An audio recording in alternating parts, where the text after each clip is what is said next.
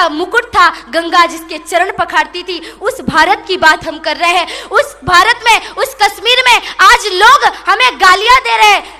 मैं एक बात कहूँ, मुसलमान के सामने आप उसके धर्म को गाली दे दो, भले वो नमाज ना अदा करता हो, भले वो अल्लाह ताला को ना मानता हो, लेकिन अगर मुसलमान के सामने उसके धर्म को गाली दोगे तो वो कभी चुप नहीं रहेगा। ईसाई के सामने उसके धर्म की आलोचना करोगे तो वो चुप नहीं रहेगा। लेकिन हम कितने कायर बन चुके हैं, हम कैसे बन चुके हैं, हमें एक नहीं होते कि हमको हमारे सामने कोई हमारी भारत माता को गाली देके चला जाता है और हम चुपचाप सुनते रहते हैं। ऐसा लगता है जैसे हमारे अंदर से सिर्फ हमारे अंदर बल नहीं रह गया। याद करिए अपनी शक्ति को, याद करिए अपने पराक्रम को। आपको आज इकट्ठा होना पड़ेगा, आज आपको मिलना पड़ेगा। हम बिखरे हुए हैं, एक हिंदू ही एक हिंदू को काट रहा है।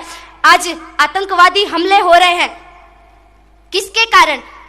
मुसलमान, ईसाई, मैं किसी का नाम नहीं लेना चाहती, आप सब जानते हैं कि इन आतंकवादी हमलों के पीछे कौन है। लेकिन इस आतंकवादी हमले के पीछे हिंदू भी है, क्योंकि एक लकड़ी को लोहे की कुल्हाड़ी कभी काट नहीं सकती। कुल्हाड़ी में लकड़ी का हत्था ना होता तो लकड़ी के कटने का रास्ता ना होता। लकड़ी को लकड़ी ही काटती है, कभी लोहे की कुल्हाड़ी नहीं काटती। हम एक हिंदू ही काट रहा है।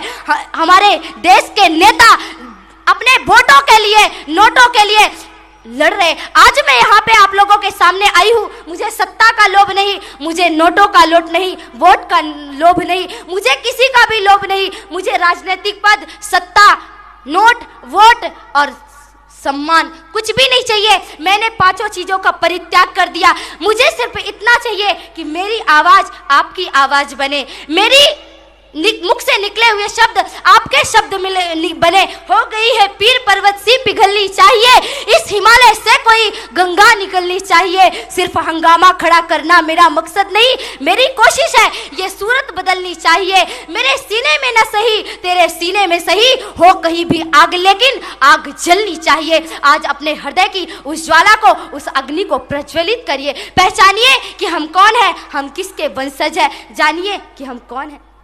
हमें एकत्रित होना पड़ेगा, संगठित होना पड़ेगा।